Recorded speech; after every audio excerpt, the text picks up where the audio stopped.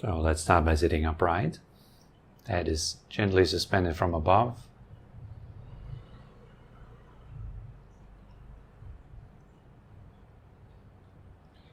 Body is relaxed at ease.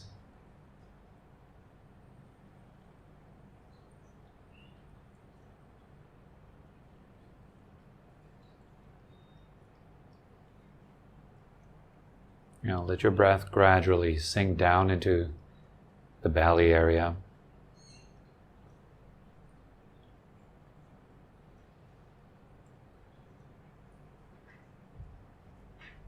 Breathing deep, long, comfortable breaths, filling the whole body.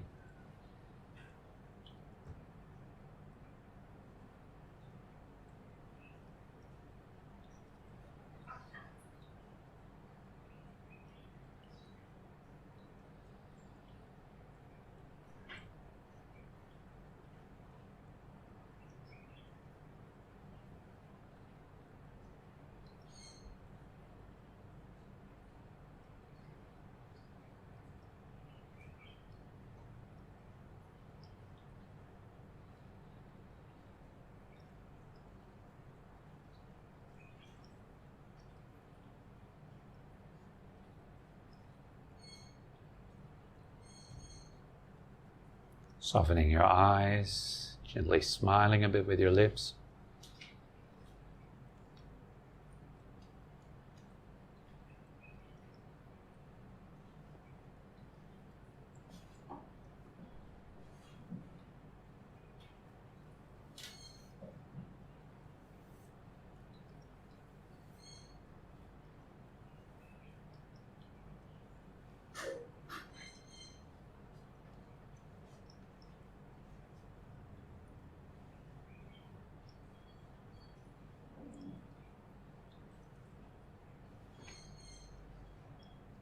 Allow everything to slowly settle down, let the body become still.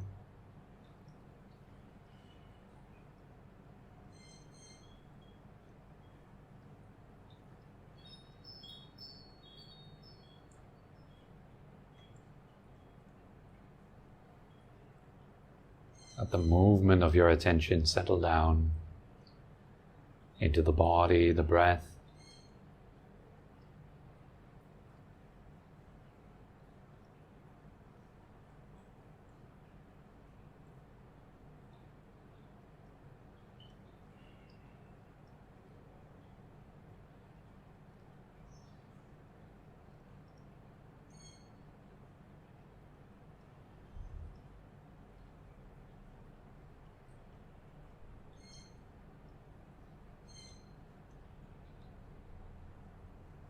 And breathing in, feeling your legs. And breathing out, softening, releasing the legs. Allow all the tension there may be to melt away, to dissolve.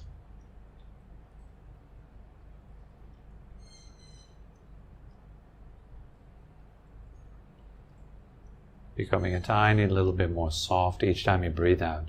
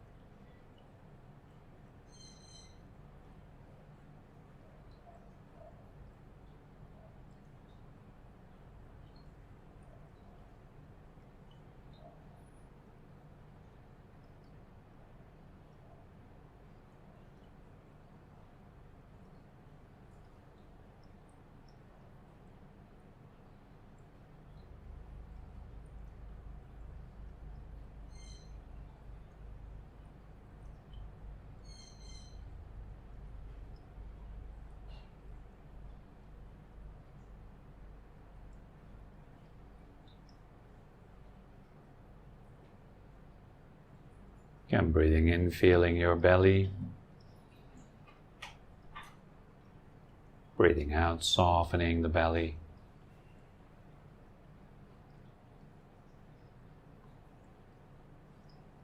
Gradually releasing all the muscular tension that there may be.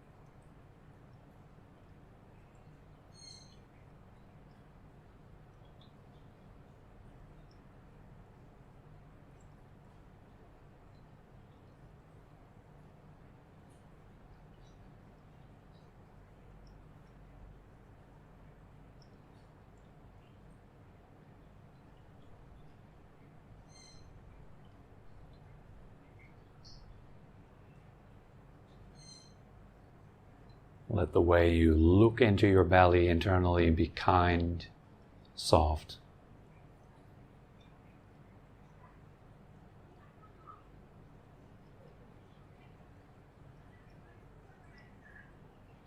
Caring.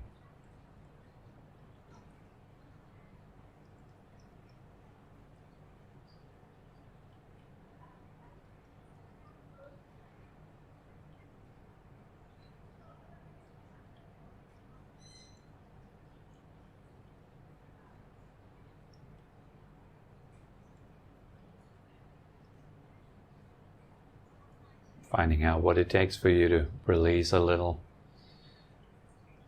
to feel a bit of an opening, and to enjoy the simplicity of that. Just a little bit better with each out-breath. A bit more comfortable, a bit more open, a bit more soft and spacious.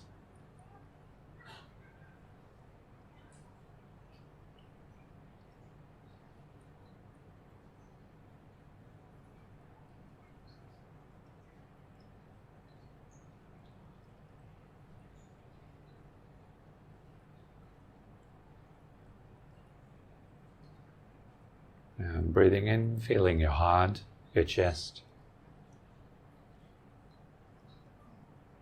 Breathing out, softening, releasing the heart and the chest.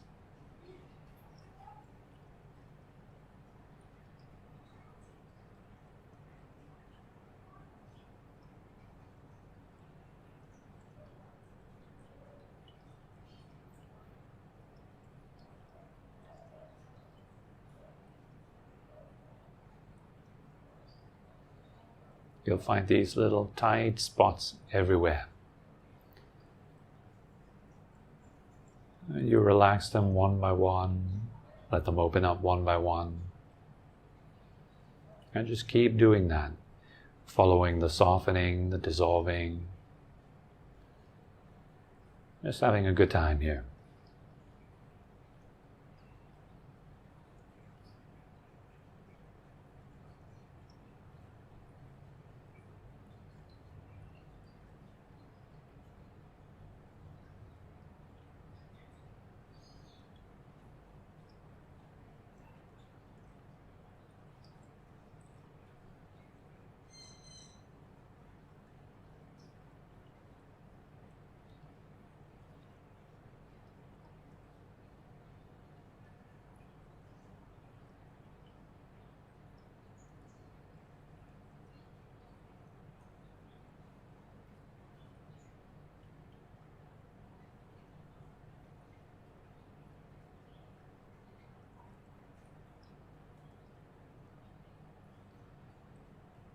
Working directly with your breath, with your feeling.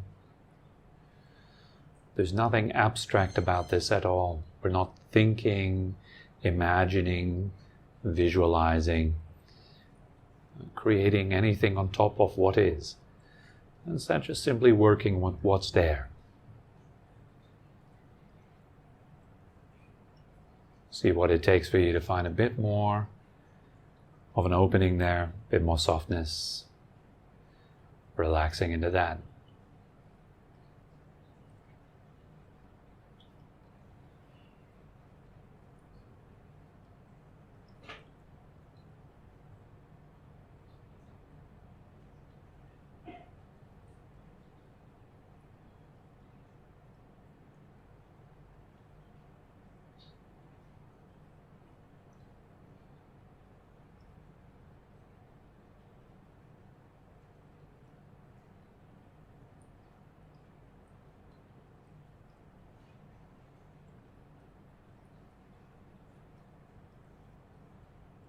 Again, breathing in, feeling your shoulders, your arms.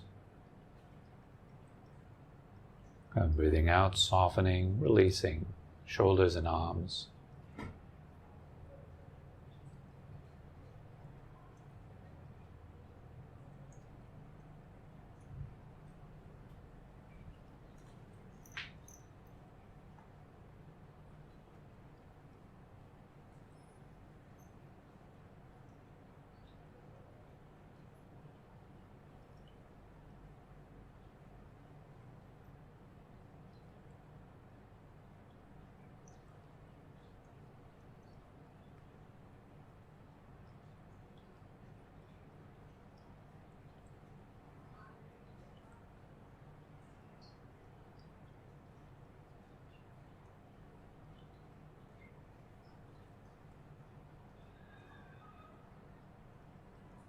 Usually you will gradually see where and how you're holding inside of your body.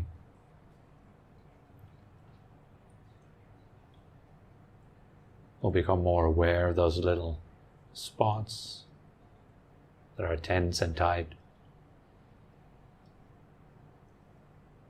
And you play with them a little bit. Breathe into them, through them, around them.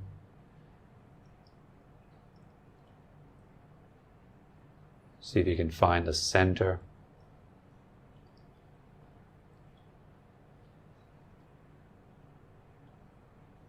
Working your way slowly towards a bit more openness, a bit more release.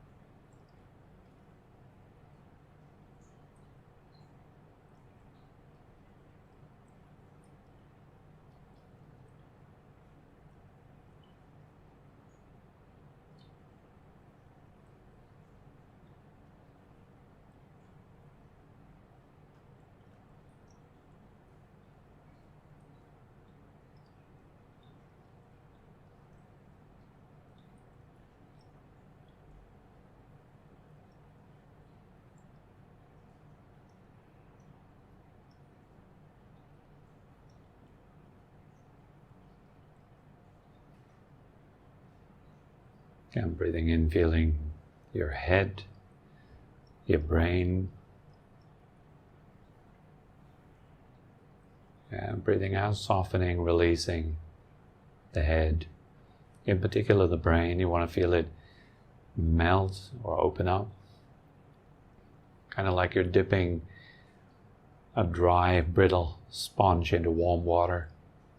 And it soaks up that warm water, expands, and immediately becomes soft.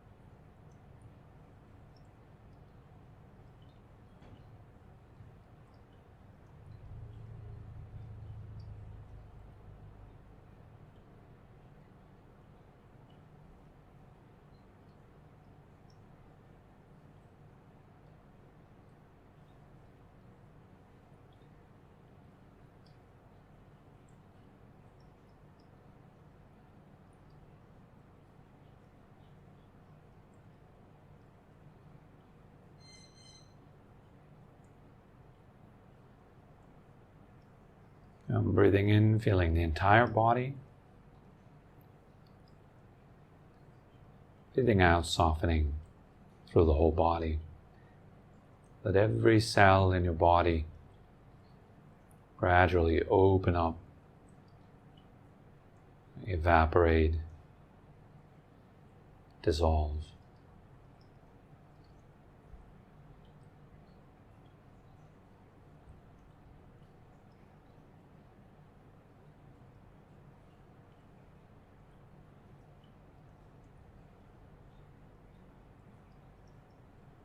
And every time you get that right, and it feels quite nice.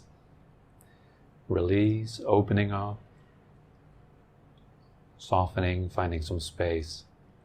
That always feels better than holding tension.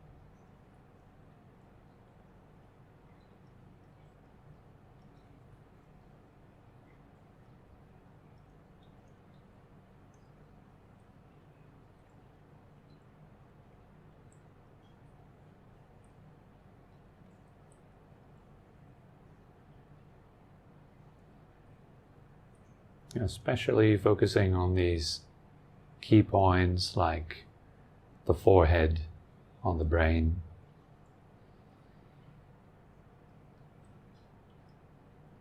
Staying nice and soft right there.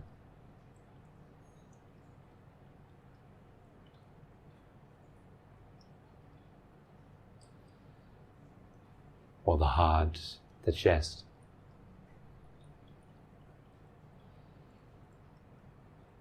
And of course also the belly.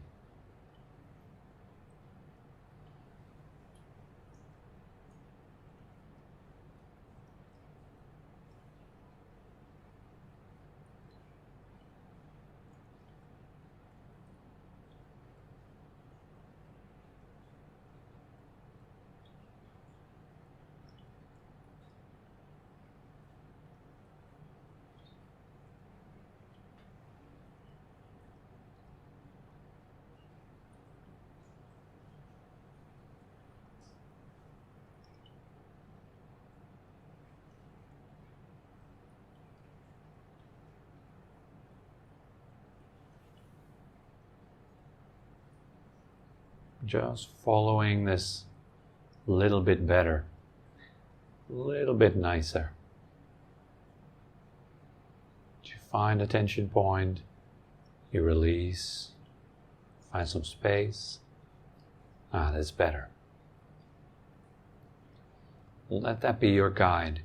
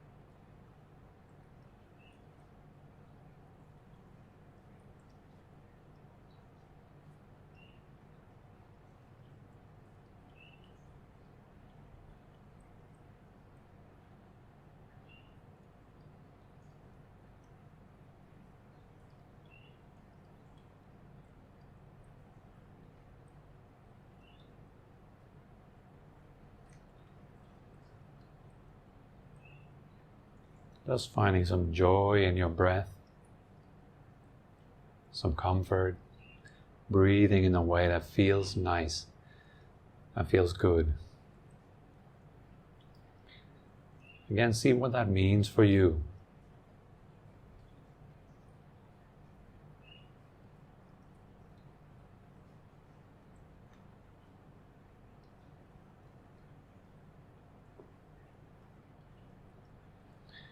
Perhaps you have heard somewhere that deep breathing is good breathing or something like that. But it feels really uncomfortable and unnatural for you to breathe deeply. And you still try to force it, and push yourself to breathe deeper.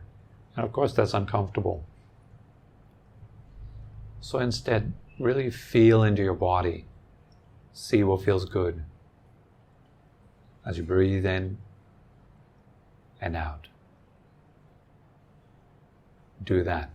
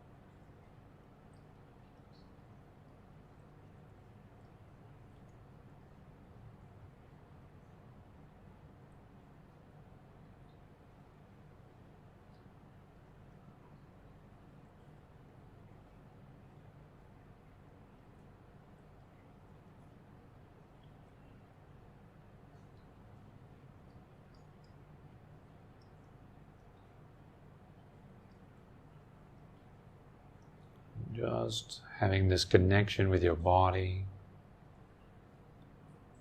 your breath, your mind. Let it all be together.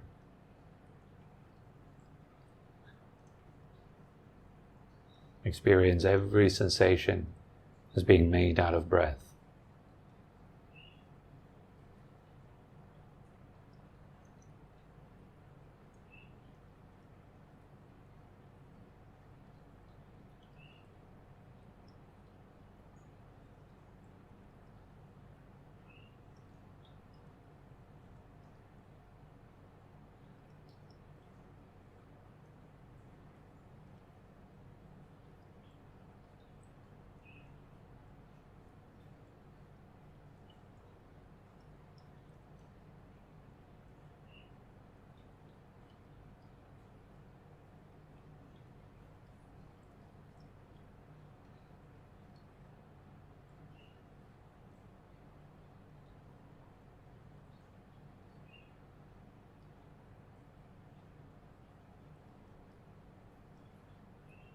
Permeating every cell of your body with consciousness. Feeling the aliveness in it. Experiencing everything as aliveness. Every breath, every feeling.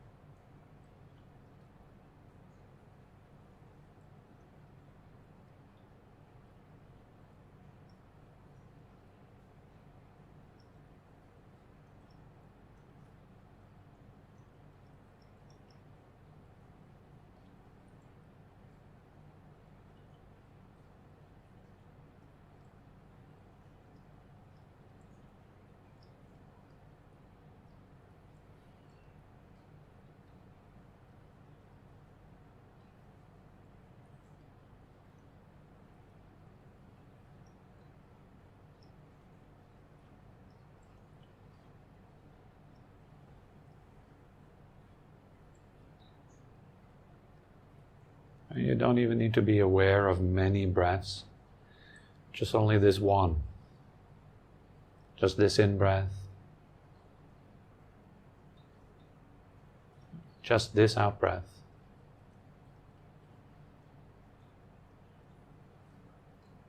Think of one breath as one session of meditation. And you'll find that you can have quite a few good sessions.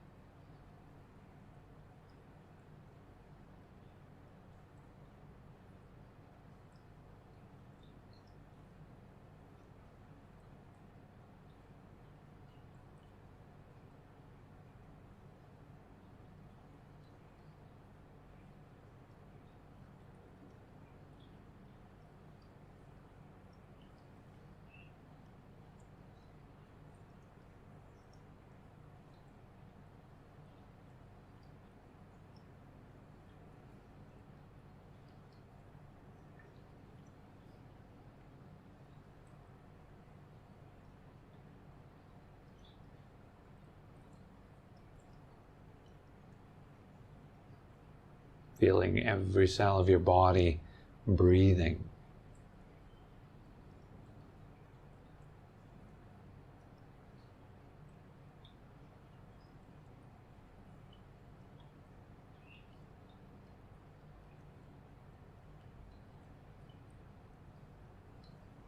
See if you can find some joy, some pleasure in that.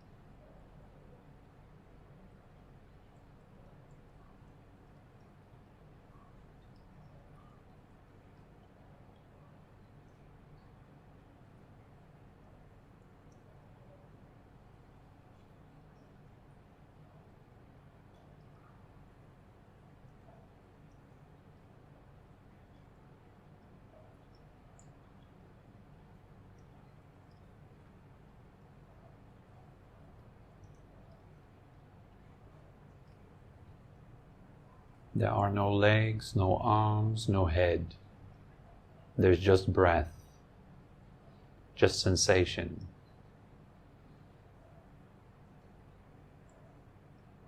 No concepts attached to the sensations. Just pure aliveness.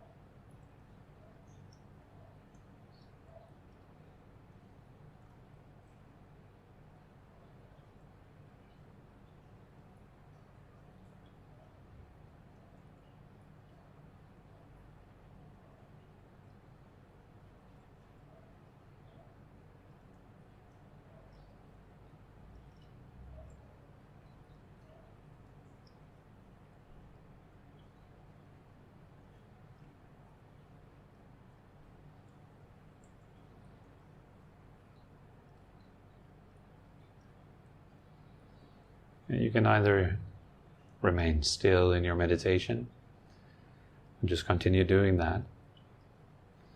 Or if you like, you can gradually open your eyes and come back. Gently stretch your body a little bit.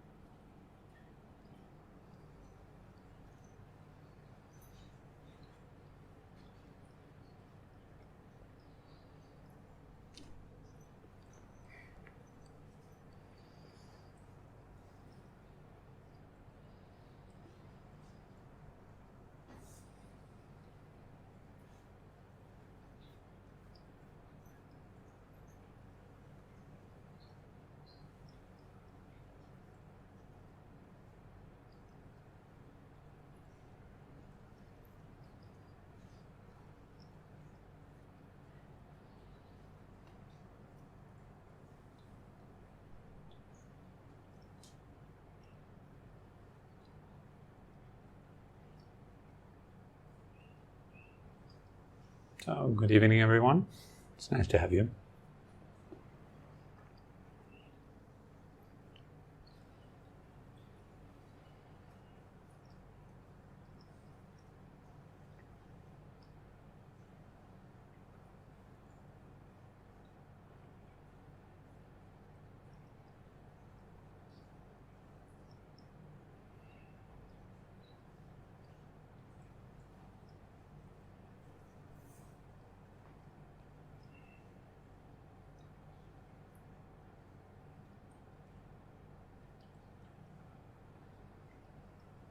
So let's assume you would go to a meditation center somewhere and receive teachings on a technique. And you learn how to meditate, how to go through steps and stages.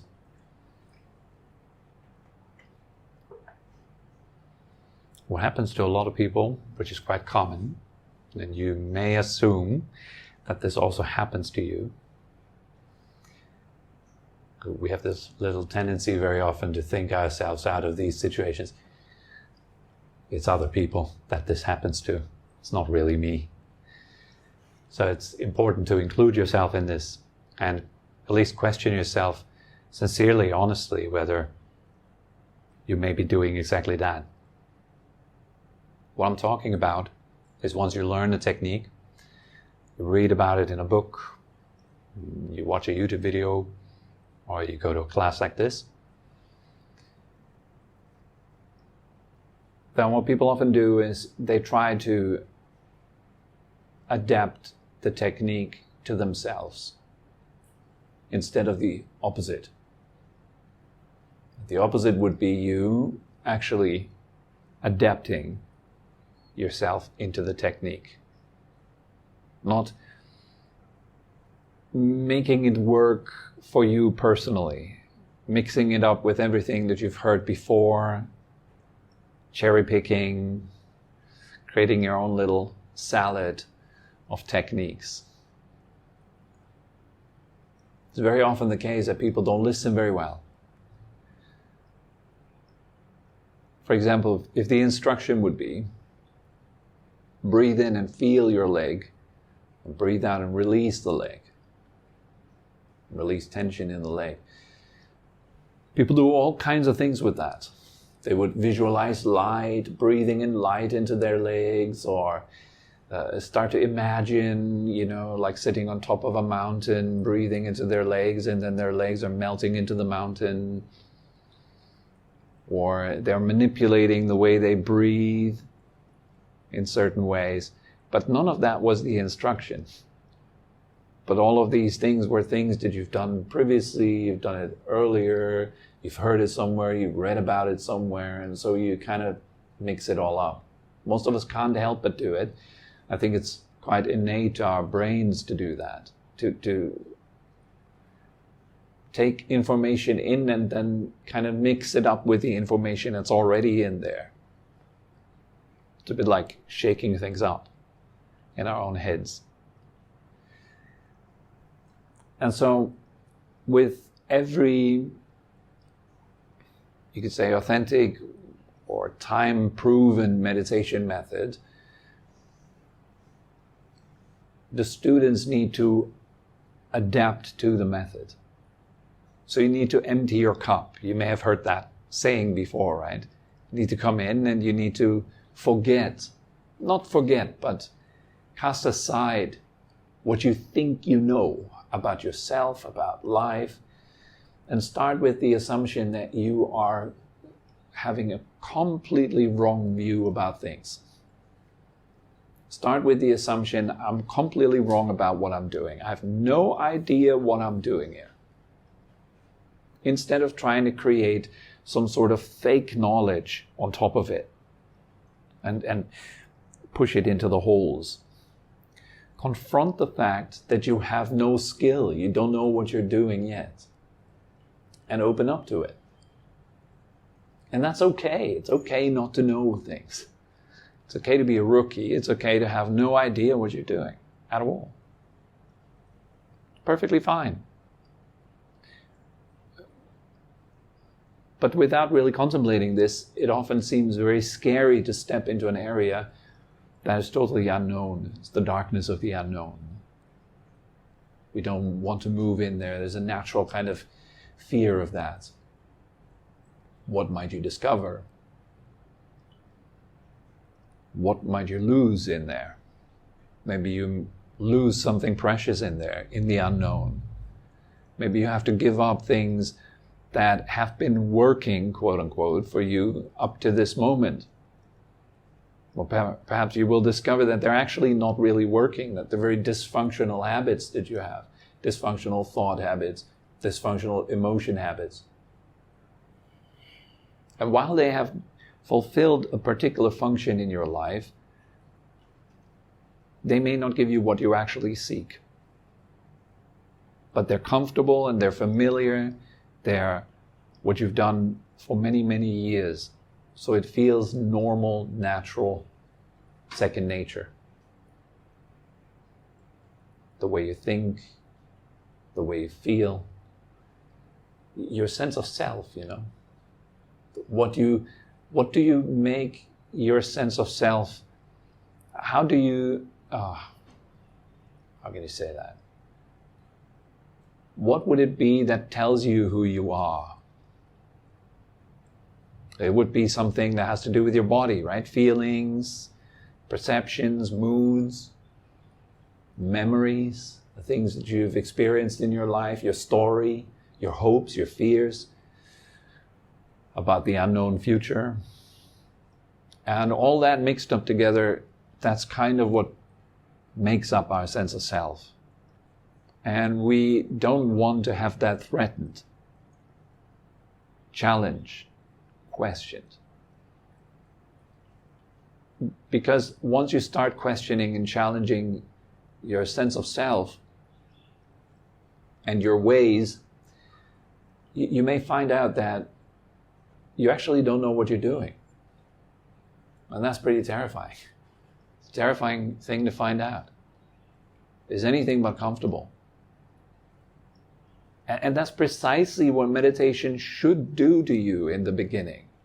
So by just plastering that over with some technique, making yourself feel safe with that technique, you kind of avoid one of the fundamental points of the practice, which is the point of discovery, making discoveries, and being sincere enough, honest enough to see yourself as you actually are, including all of the darkness and all of the light and all of the stuff.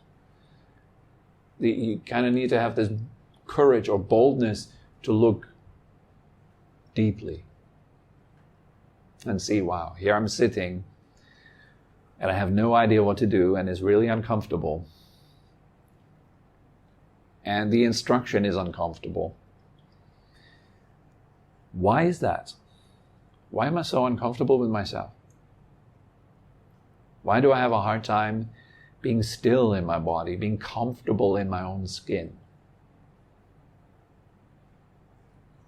And then maybe your first tendency is to blame your muscles and to blame your joints and to blame your knees and your organs and your food and your sleep and your spouse and the air, the heat, the mosquitoes or whatnot, the ants.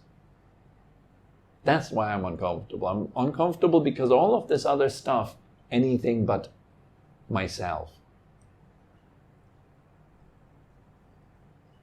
And so imagine you discover actually that you're not uncomfortable because of the stuff that is happening, aka life, but you're uncomfortable because of the relationship you have with life. And what you are experiencing right now in this moment is life. What else would it be? So all the feelings, thoughts, images, perceptions, memories, smells, tastes, visions, whatever you experience right now is manifestations of energy in different ways. Or life, just aliveness, movement, you can also say, change, transformation, processes. And what's the problem with that? What's the problem with any of those natural processes that you are experiencing within consciousness?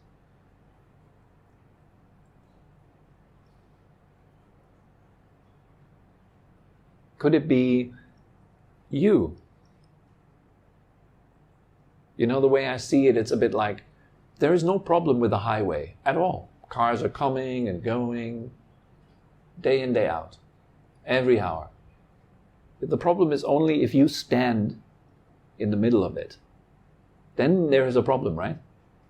If you're walking into the middle of a highway, now there is a problem. And that problem is not had by anything but yourself.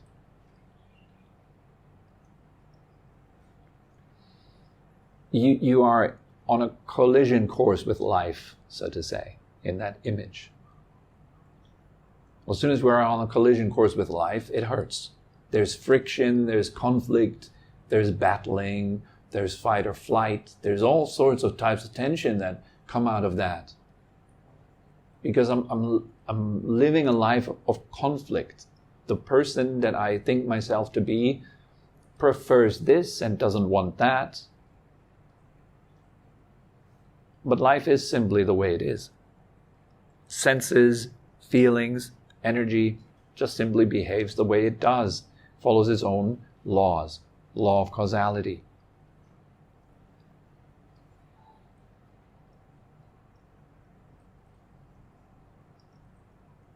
And this conflict that you experience, where is that felt and how does it manifest? You're invited to find that out in your meditation practice. In fact, some of the greatest masters in history, they have found it out like that. They didn't have much instruction. There wasn't any Google or YouTube back then. They would just go into a forest and they really wanted to know, what's the nature of my experience? Who am I? What is life? What is all this? What is consciousness? What is suffering and how does it end? Particularly famous guy who followed that question was the Buddha. He was driven by the need to find the solution to our most fundamental problem, which is the problem of stress, of suffering, of tension. Why does it exist? Why are we so tense and uptight? Why do we make our self have such a hard time just sitting quietly? Actually, there's nothing going on, but we make it into a huge problem, a huge big deal. And that big deal starts on a very little, tiny, humble level in the mind as a little idea, and then it evolves into an emotion, it evolves into the body, and then the muscles contract. And if you do this a lot, your whole body becomes what you constantly do in the mind and in your emotions. Your body starts to embody that. It embodies your ideology. It embodies your hopes and fears. And then it does all these things on autopilot.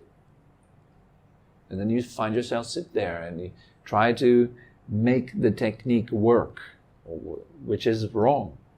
You need to fit into the technique, not make the technique fit into you, into your preferences.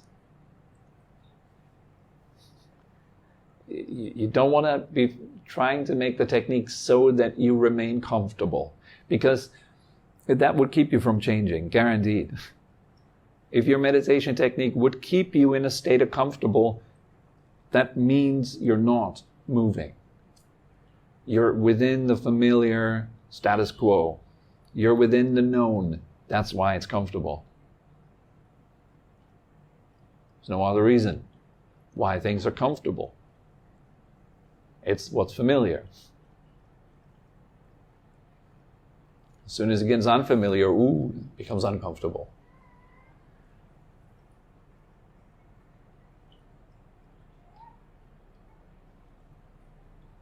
Think of waking up one morning and stepping out of your bed and then suddenly your knee gives in. It's never done that. Your knee just gives in. Boom, you're on the floor. It's unfamiliar. It hasn't happened so far. It's terrifying. Oh my God, what does that mean for me? Who might I become now? What will happen to me? Will I die? And you're freaking out, right? In reality, it's just a knee giving in. You're falling down on the floor. It's not a problem at all. These things happen. As you get older, is old age a problem? Is illness a problem? Is death a problem? Or is it just nature? But then the mind says, the ego says, no, all these things, they should not be. Perhaps that's the problem. That's you in the middle of the highway saying, there shouldn't be cars here. What's wrong with things? Like, why would you stand there and then complain about the cars? It's totally silly, but that's kind of what we're doing. We're standing in the middle of the process of life and we lift our finger and we say, that shouldn't have happened. My knee shouldn't have given in. What about if I told you that, it should have happened exactly like that. It's perfectly right. Everything's cool. Relax. Go to a doctor. Look after it. Maybe it's something you can heal. Maybe not. Maybe it's the wheelchair for the rest of the life. Yeah. No problem also. Relax. It's okay. So you're in a chair now. That's how meditation and good spiritual practice would relax you. You're not in conflict with things anymore. Doesn't mean that you become passive and that the depressive kind of tendency would be to just withdraw and say, well, I don't care about things. I'm indifferent to things. That kind of thing. That's just another thing. Relax. No need to make it a drama. I don't care. I'm indifferent. That's just another thing to attach to. No need to attach to that either. To a good, let's say a skillful Buddhist practitioner, there's one priority in every moment, and it is release. Simple as that. And how do you do that? Well, you look at yourself honestly. You see, I'm really tense right there. I'm really fearful right there. Okay, that doesn't feel nice. Can I find some release? Can I let that go? How can I let that go? And it goes up all the way to very high level stages. We're even sitting in the middle of a fire burning to death, and you're just motionless, peaceful. Think of the Vietnamese monk that burned to death somewhere in the 60s, I think. Thich Quang Duc is his name. He was on one of the albums of Rage Against the Machine. It was an album cover of this burning monk. And it put an end to the persecution of, monks and nuns in Vietnam at that time. It was a big thing because it gathered international attention. Everyone was looking at this. It's like, how can this ever happen? And I found that quite remarkable, actually, the image of this monk. There's a video of it on YouTube. If you have a strong mind, you go and you look, and you can see for yourself. This guy sits there in flames, completely motionless, totally still. Think of yourself touching something hot. Can you be motionless and still, totally at peace? That's real peace. It's not some idea in the mind, some nice thinking. We're all nice, peaceful unicorns floating above the clouds, and it's all peace and love, and just like, actually we're just having a comfortable life, let's admit it. Yes. But real peace is different in that you have that comfort even when external circumstances are hellish and really, really difficult. How do you develop that? Well, gradually, by pushing a little bit into the edge of your comfort zone and exploring that. How am I creating tension in response to life? Could I stop doing that? How am I in conflict with truth? Could I perhaps stop doing that? And it's very subtle. You go down into very, very subtle levels. Not easy to discern. But in the beginning, you start out with very coarse, normal, everyday stuff. What is it that upsets you? Something makes you upset. Where do you feel that? Being upset. What's that like, feeling this? Can you admit it, first of all, to yourself? I'm upset. Can you stop blaming others? And can you simply own the upsetness? Yes, I am upset. That's the fact. Let's start right there. What can I do about this? I could complain. That would be an option that I have. Yes, fair enough. I mean, that's an option. But is that very skillful? Is that something I would like to get better at? Well, then if I want to get better at complaining, then I should do it a lot. Then I get really good at it. But I suppose you don't really want to get better at complaining. Why not? Because it doesn't feel nice. You like feeling nice. So how do you get from upset to nice? What's the step you need to make? First of all, look. How do you maintain the tension that's around the upsetness? How do you do that? And I tell you, you're doing something. It's actually you holding it. That's what the upsetness is. It's not like, upsetness is floating into the room from somewhere out there and it's hitting you in the head. And then you need to blame the upsetness that just came to disturb you. It's not like that. Upsetness is not like a mosquito that comes from the outside to make your life difficult. Upsetness is something you do. Anger is something you do. Sadness is something you do. We're doing all this stuff. And responsibility means being willing to actually see, well, how am I doing it? It's quite interesting. How am I creating and maintaining upsetness, anger, frustration, fear? How do I do this? It's fascinating. And you don't need to look very far. Look into your body. It's right there. That's where you're doing it. It's like if I'm holding this really tight and I'm complaining about some pain right there, what would you tell me to do? So I don't know what's wrong with me. I've been painful there since a couple of days now. I just don't know what this is, I have this total blind spot. I don't see that I'm squeezing the remote control in my hand. And I'm walking around through life because that's what I've always been doing. Just holding this remote control all the time, and I'm just complaining about it. I'm not feeling that good today. Had some nightmares tonight. It's pretty tense.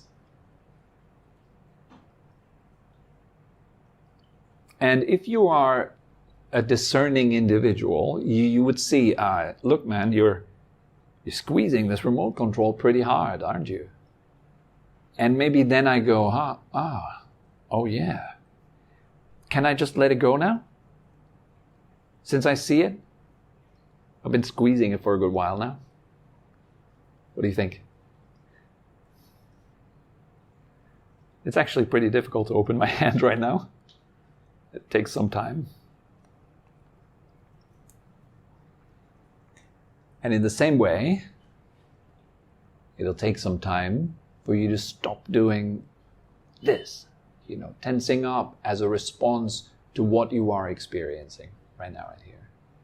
It's that honesty, that sincerity that allows us to admit this to ourselves. It's far more easy to put yourself into the victim role and just blame the world for your own misery and then demand the world to change for you. Imagine that. It's an old Indian saying.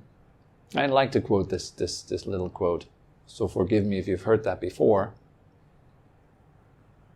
It's by Shantideva, and the quote says, "There isn't enough leather to cover the entire surface of the world, so you're not stepping into thorns.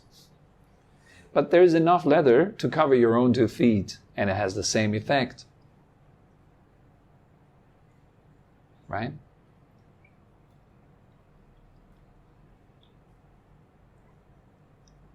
And that's exactly what this is about. You can cover your own 2 feet. Question is, why wouldn't you do this? Why would you keep walking barefoot and then complain about the thorns, blaming them for your pain, when you could wear shoes? That's the option that, for example, the Buddhist path or the Taoist path or the Christian path and so forth, if you seriously practice these paths in depth, then you will see, yeah, it's like wearing shoes. After a while, you feel cool, calm, collected, even in the face of adversity.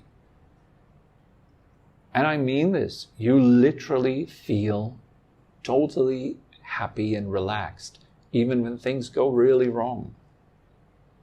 You feel great. It's so weird. Whereas in the beginning, you had all this energy flare up. You get angry and upset and fearful, and it just doesn't happen anymore.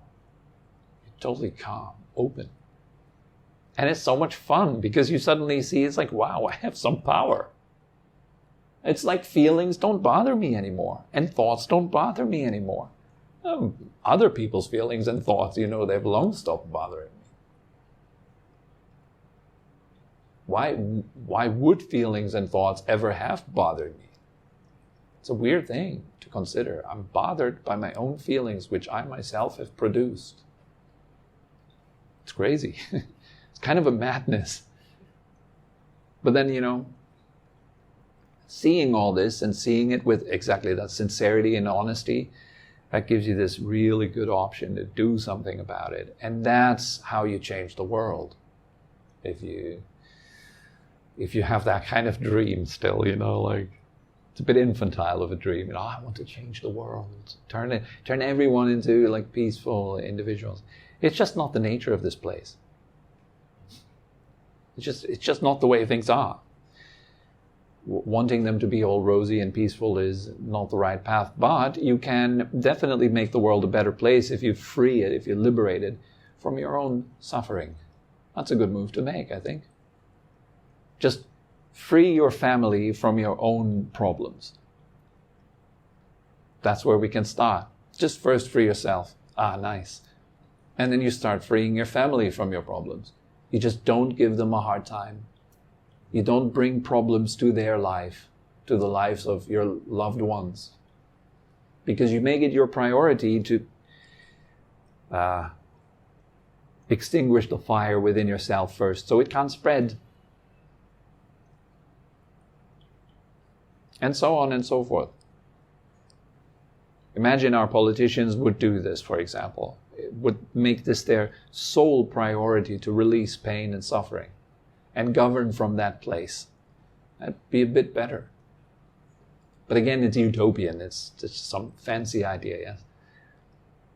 But this idea goes to show at least that if we would prioritize release, we would live in better families and societies, and just life would be more enjoyable altogether. Far less heavy, far less dramatic.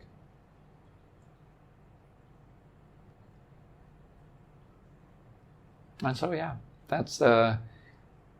that's the challenge of the practice, is really that you are curious and you want to investigate, and you really bring this wish to understand yourself to it, and you don't make it so that you stay comfortable, but you fit into the technique. And you follow the instructions exactly as they're supposed to be done, not as you like it to be. Okay, so that's all that comes to mind for tonight. Is there any questions?